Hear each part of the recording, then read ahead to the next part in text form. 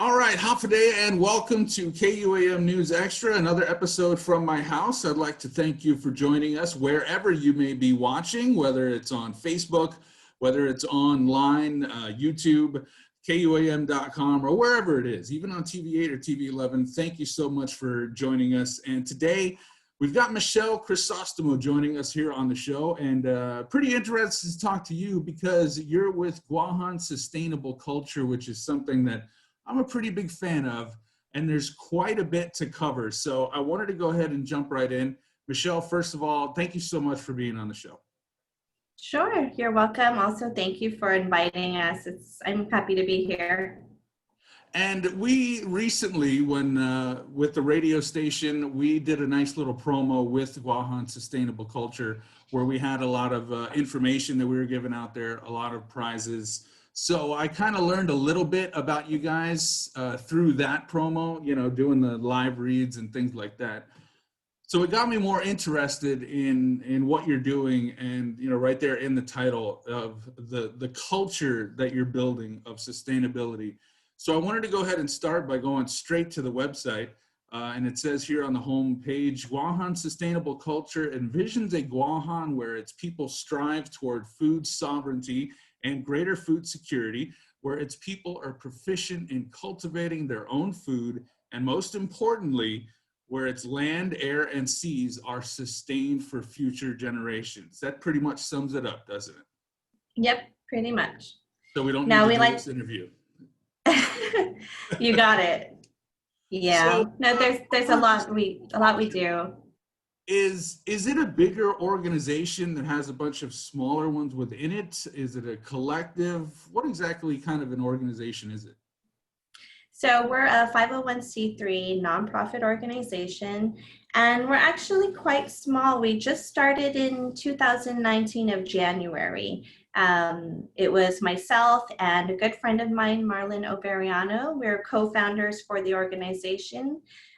We added on some board members and kind of just our main focus, like what you read, food sovereignty, food security, and that's what we wanted to focus. We had a passion for growing our own food, eating more nutritious, sharing that information and that knowledge with our friends and family. And we also, at the same time, are constantly learning about new ways to be sustainable, to be more food secure. And that's something where we want to see our island get to a more food secure place. And so that was a passion that we had, and that's pretty much what started the organization. And we really kicked it off with, there are three things that we focus on with GSC. It's education, collaborative partnerships, and also social engagement. So we really started off in the beginning with the education and with workshops for beginning farmers or for people who maybe had never grown, didn't have much experience growing their own food. So we wanted to start off simple and not too intimidating. So we did our first workshop in March 2019, and that was a grow your own microgreens workshop where, we filled up the room and we had to close off the cells, but then we still let people in that showed up at the door. So it was a great success. We saw that people were interested in it, and we continued to do different workshops like that, just the basics, introduction to hydroponics, the basics of aquaponics, gardening and raised garden beds. Then we've done a bunch of demonstrations on microgreens and a bunch of workshops on microgreens as well, and backyard egg production too. And was this one of those things where when you started it before that first workshop, you're like, we don't know if people are going to come out. We don't know if people are even interested in this kind of thing. But then seeing the response, you realize that, hey, there's a lot of people that are interested in this.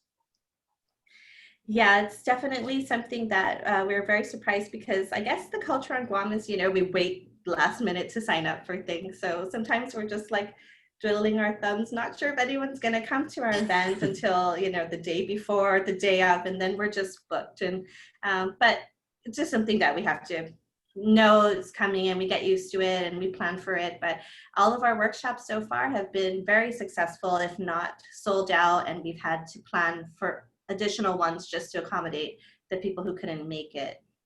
And what does the demographic look like of your workshops? Because I mean, you know, farming and growing things on our own, this is a practice that goes back since the dawn of time. This is not a new thing that has come around, but different social backgrounds, income levels. Are there Um, hobbyists, or what's it look like? It's very interesting. It's a wide range of age groups, I would say. We get a lot of people, maybe, I want to say between their 30s and 50s. We get a lot of women. We do get, especially with the microgreens, I've noticed, we get a lot of women. We get some men. Depending on the subject that we're doing, I think our egg production had a mix of, male and females. Adults, and some people bring their children. We've seen quite a few children come to these events to learn as well with their parents. So that's a really nice thing. Entire families are showing up, and that's really good, so that they can all do, a special project at their home that they've been wanting to start.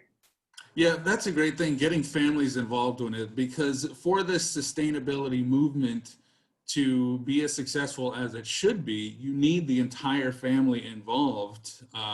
And Mhm. sometimes kids can be very persuasive. Mm-hmm. Yeah, and I see a lot of parents that really want to share this knowledge with their children because they're worried.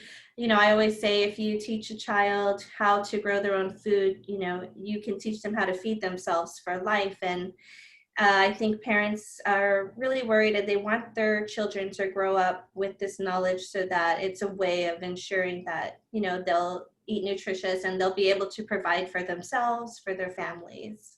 Yeah, I think it's great for immediate results, and also the long-term benefits for our island. As you know, our space is limited, and farmland is pretty important. So we need to make the most of it, and we need to sustain that. And one thing that you mentioned several times, it's on the website quite a bit, is food security. What exactly is food security? This is not armed guards protecting your food. I want to know what food security actually is.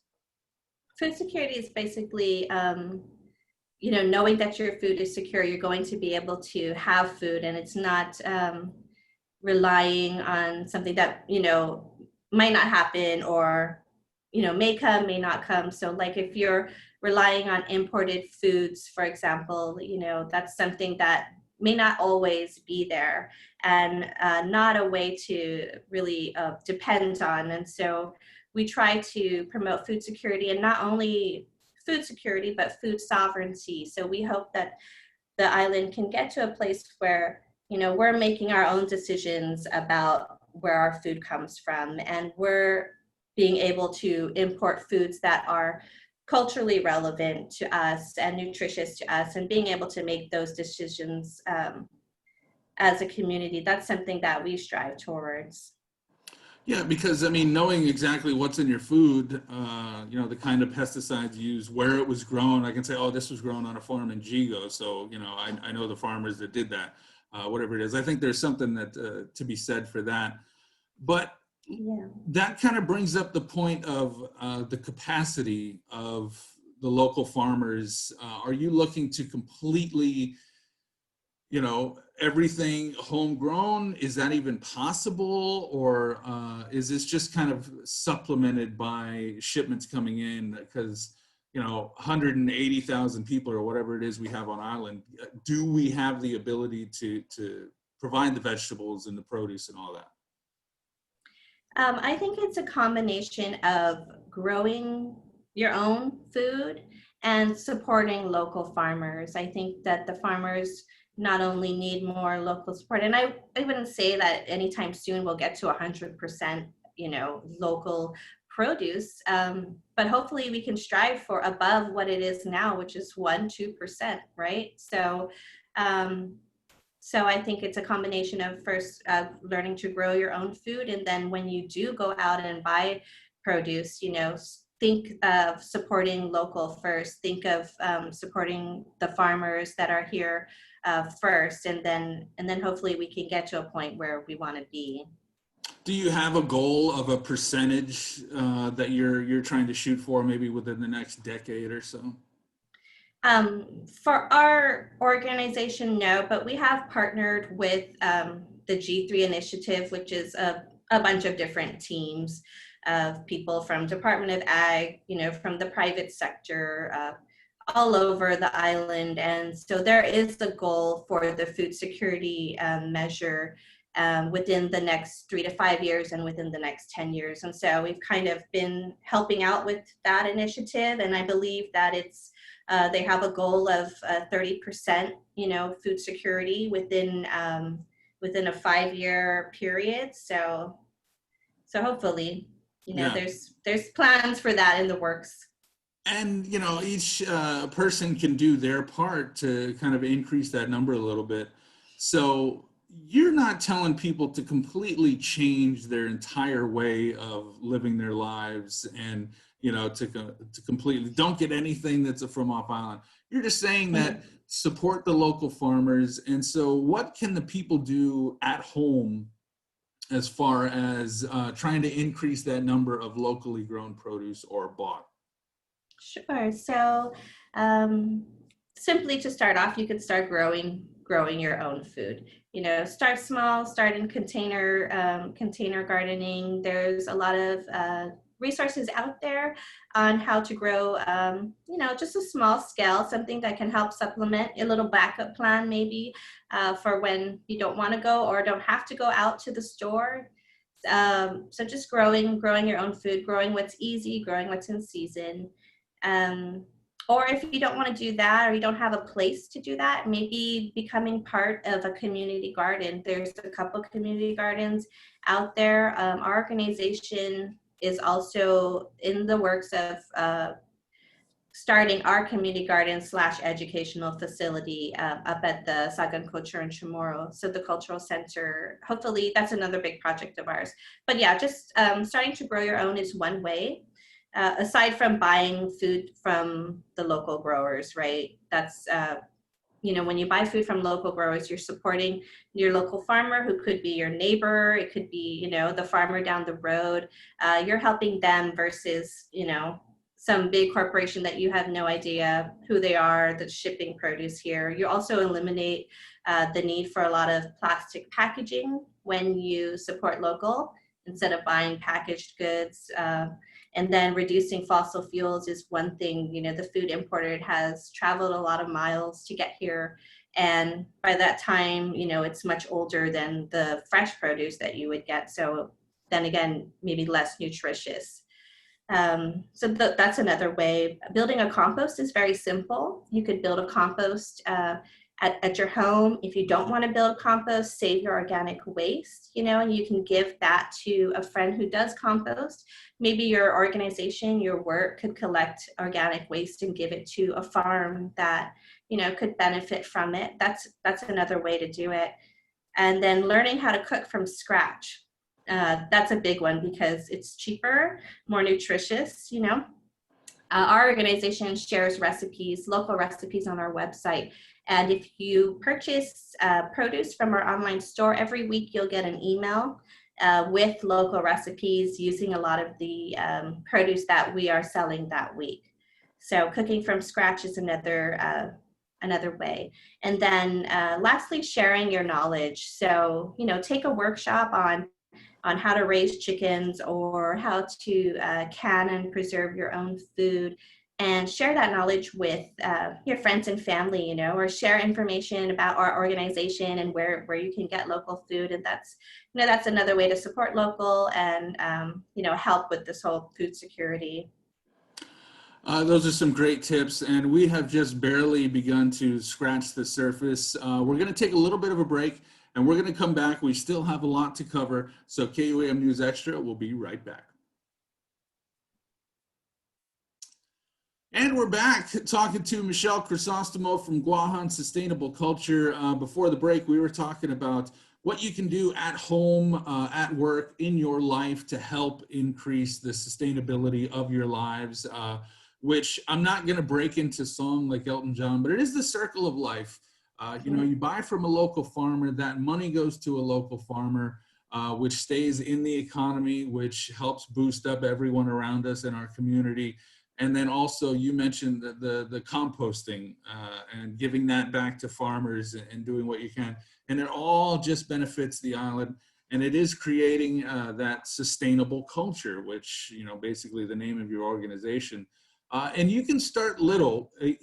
We have on our balcony, we don't have a yard, we don't have a ranch, but we grow basil, which is super easy to grow. If you're thinking about growing, basil is a great place to start because it grows really, really well. Cherry tomatoes, oregano, we're growing stuff like that. Even rosemary, you can do that. And I've been a vegetarian for a couple years now, and there is nothing better than fresh. So I wanted to talk about the farm fresh produce that you do, which is a great deal, and you have something for everybody in those packages. Yes, so the Farm Fresh Produce was an initiative that we started because of COVID-19. And so it wasn't something that we were initially doing. And, you know, this pandemic has really caused us to shift a lot of what we do and kind of take a look at our mission and how we can serve the community. We weren't able to do workshops, you know, anymore and gather with a bunch of people. And so we saw the need to actually support local farmers who were not able to sell their produce during the pandemic. And that's how this all started. It was just by donation. We were accepting donations and then purchasing their excess produce that was just going to go to waste. And we were then taking that and donating it to charitable organizations. And that's what we were doing. It was called the Supporting Farmers, Sustaining Families Initiative. And we noticed we were packaging these bags of produce, and the people who could afford it were asking, like, could I buy one? And, you know, at first we were like, no, this is just for the needy. And so we saw the need because we were constantly getting messages and phone calls about where can I get a bag of produce? I want to buy one. And then they were asking us other questions like, do you know where I can find eggplant? Do you know where I can find long beans? And, you know, we were doing what we could to forward them to like other organizations, other places and venues where they could find it. But we found a need for, they needed more places to access local produce. And we still had a means to help the local farmers. And so we continued that with the Farm Fresh Produce. And that was a curbside delivery that we do every Thursday. And it's such a great deal. I've gotten a few of the bags from you, and you have different kits, you know, for different size families, different dietary restrictions and whatnot, or just different tastes. And you have a bunch of add-ons that you've partnered up with some local honey makers and the local eggs, which you've mentioned. And for the basics, it's only $25, which is a great deal. And that kind of brings me to a point that I wanted to talk about is some people think that eating healthy is expensive when it's not actually expensive because $25 gets you a huge amount of produce. Mm-hmm. Yes, that's what we've come to find out as we were assembling these $25 bags was that, I mean, you get up to about 10 pounds of local produce, a whole variety, and you don't have to go to various different locations to get all of those things. You know, it's all packaged in one bag. And so the price is really great. And not only that, like I mentioned, these are items that are in season. So the reason they are affordable is because they are in season. They are growing. It's not like something rare that's hard to find. We're trying to help the farmers get rid of their, you know, what is growing now. And so we do basically whatever is growing, whatever is in season. And that's why it changes also every week because, you know, mango season has ended, avocado season is pretty much ending. And so it's changing, but it's nice to have a variety. And, you know, I'd say another way to keep the price down on things is when items are in season, you know, you could always preserve, freeze them so that you can use them later and not have to pay an arm or leg for like a mango that you're craving. So that's just an idea. It's like the veggie of the month club kind of you have going on over there. Yeah. And the thing with eating healthy is it's not expensive, and you do have to buy the veggies frequently, obviously, because they're not preserved. They're not, in plastic packaging. So there is nothing better than fresh. Trust me, all the veggies and everything that come in these bags, whatever is in season. And you do have the cookbook that is available to purchase. There's a digital copy, and did the physical copies ever get printed? So that's the MCCA cookbook. Right. They did a cookbook that we partnered with. Yes, they do have copies printed. I believe that they are being sold. I know that they're being sold in Payless. About the digital copy, you probably have to check on their social media to get more information on where to find printed copies, but they do have printed copies out. So it's a great deal. The Farm Fresh Produce, and that's again every Thursday. Where can people go to order? So we have on our website, gusustainable.org, there's a tab there that's listed as Farm Fresh. You can click on that, and that's our online store. And it changes up a little bit every week, depending on what's in season, what's available. We've just recently added a few more things like individual types of produce, like you could buy eggplant by the pound now, long beans, different things. So instead, if you didn't want to get a whole variety, or maybe you don't want certain items, you can just pick the ones that you want. So that's pretty nice. Then we've added option to even buy a gift card, so you could gift somebody some fresh produce. If somebody you feel you think might need it, you can actually get an e-gift card. So that's pretty cool. Yeah, that is pretty cool. And for a lot of people, the problem is taking that first step towards a more sustainable lifestyle. And so that's why you provide those workshops. And I know in our previous chat, you said you had some things coming up that are going to help people start on that journey of sustainability. So what do you guys have coming up? So we had a 5-series poultry workshop that we were planning. We actually were supposed to kick it off at the end of August, but we weren't able to because of PCOR 1. We are now looking into ways to have webinars and different online series of workshops, but we still want to do that face-to-face when it is safe again to do so. And so we're just kind of like watching how everything turns out and seeing when we can reschedule those. But that was in partnership with the Department of Agriculture, and also with one of the local chicken breeders that we have here on Guam. So it was a 5-series, and it was going to cover everything from incubation to poultry slaughtering, and also recipes and ways to cook local chicken and use the local eggs in some dishes. So we're looking forward to that. Hopefully we can continue that, as well as kind of cycle through our other workshops that were popular, and try to get those either in person or do more of an online interactive thing for the future. Well, it's something that everyone, I think, should take part in, living more sustainably, because again, this is something that is ingrained in human nature since the dawn of time. This is not a new trend. It's the alternative that is the new trend, the packaging and the convenience.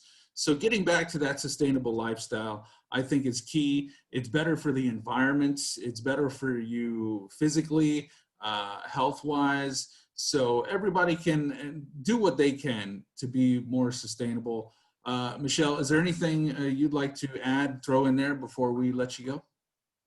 I just want to thank, a lot of the partners that have supported us throughout this, the whole Supporting Farmers Sustaining Families initiative. So many private organizations and government entities have really stepped up and tried to support us, which made everything that we're doing possible, as well as, just the individual donors out there that have wanted to just give. And so I just want to say, we appreciate that very much, and very thankful for all of that. And also thank you to Andy for, letting us come on and share what we're doing, what we're all about. We're fairly new here, and but we've gotten a lot of support so far. So it's very good to, it's a good feeling just to know people are out there wanting to help. Well, I absolutely do want to help, and I want you to have nothing but success. So again, thank you so much for joining us. And go to the website, everyone. It's gusustainable.org, and they're all over social media as well. Just search for Guahan Sustainability Culture and learn more information. Sign up for the workshops. Sign up for the produce if you can. Michelle, you and your entire team, I want to thank you so much for all that you do. Thank you.